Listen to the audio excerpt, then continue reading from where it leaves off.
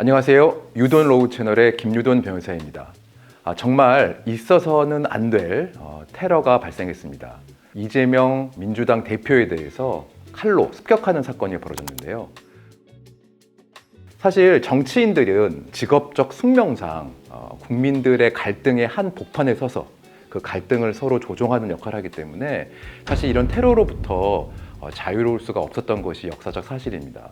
그래서 이런 정치인의 테러에 대한 사건에서 과연 그들의 테러 행위가 살인의 고의가 있었는지에 관해서 되게 문제가 많이 되었습니다. 그래서 이 사건을 통해서 한번 미필적 고의에 의한 살인에 대해서 조금 알아보고자 합니다. 미필적 고의라고 하면요, 어떤 것이냐면 사람의 마음속을 우리가 다 볼 수는 없기 때문에 이 고의라는 것은 의도입니다. 그래서 자기가 특별하게 계획적으로 누군가를 죽일 의도는 없었지만 내가 이런 행동을 하면 그 사람이 죽을 수도 있겠다라는 상황을 인식하고 용인하는 것만으로도 고의를 인정할 수 있다. 이것이 바로 미필적 고의라고 할 수 있겠습니다.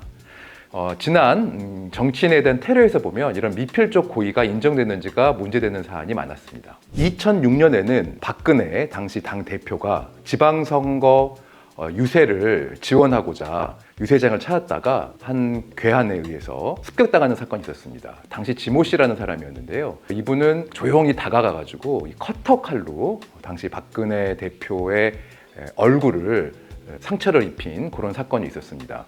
당시 이분이 그런 행동을 하면서 아마 죽어라 이런 말도 했던 것 같아요. 그래서 이분은 당시 이런 커터 칼로 여성의 얼굴을 이렇게 상처를 입힌 행위가 충분히 살인의 고의가 있었다, 미필적 고의가 있었다 라고 보이는 측면이 있었기 때문에 살인 미수로 처벌해야 된다는 여론이 되게 많았고, 특히 당시 박근혜 대표를 지지했던 많은 분들은 살인의 미수로 처벌해야 된다고 이야기를 했습니다. 그런데 대법원까지 거친 판결 결과는 살인의 고의까지는 인정되기가 좀 어렵다. 왜냐면 아까 제가 말씀드린 대로 그분이 정말 사람을 죽일 의사가 있었는지 여부는 마음속에 있는 것이기 때문에 그거를 완벽하게 밝힐 수는 없고요. 이러한 그 행위가 있었던 여러 가지 정황과 상황을 봐서 종합적으로 판단할 수밖에 없다. 이렇게 표현하고 있습니다.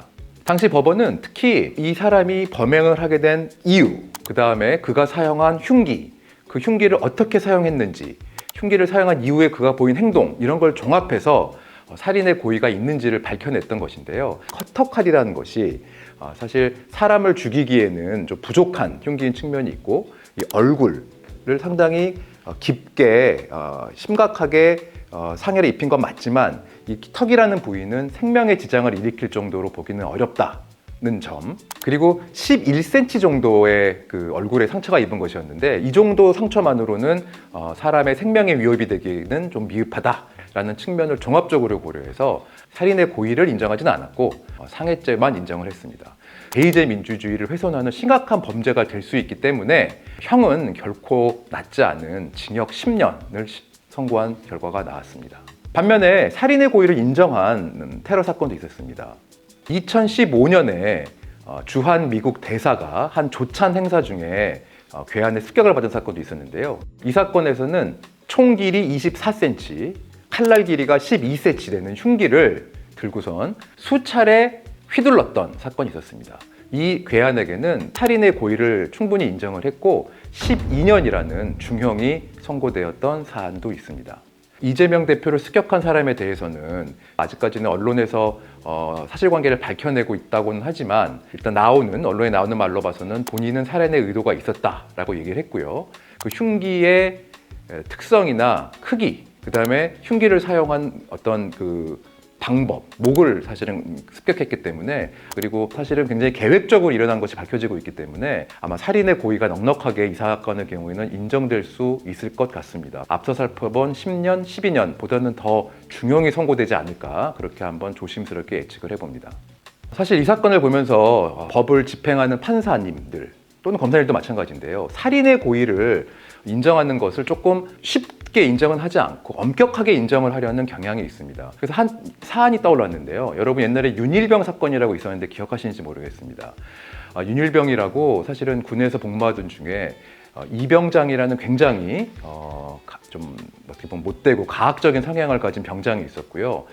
그를 따르던 나머지 3명, 4명이서 윤일병을 끔찍하게 폭행을 해서 사망에 이르게 한 사건이 있었는데요.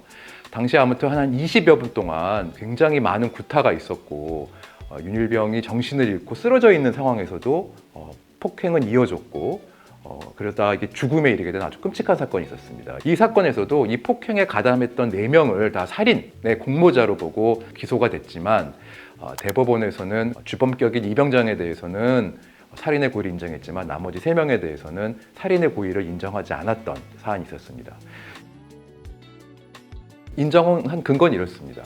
폭행을 주도적으로 한 건 이병장이었고 나머지 3명의 경우에는 폭행에 가담하긴 했지만 사람이 죽게 이를 정도로 폭행을 했다라는 인식이 좀 불분명했고 결정적으로 이병장이 계속 때리고 있을 때 마지막에 말렸습니다. 말렸고 얘가 쓰러져서 정신을 잃으니까 윤일병을 일으켜 세워서 이렇게 응급 조치를 한 이런 정황들을 봤을 때 살인의 의도가 있었다고 보기는 어렵다. 이렇게까지 판단한 예도 있습니다.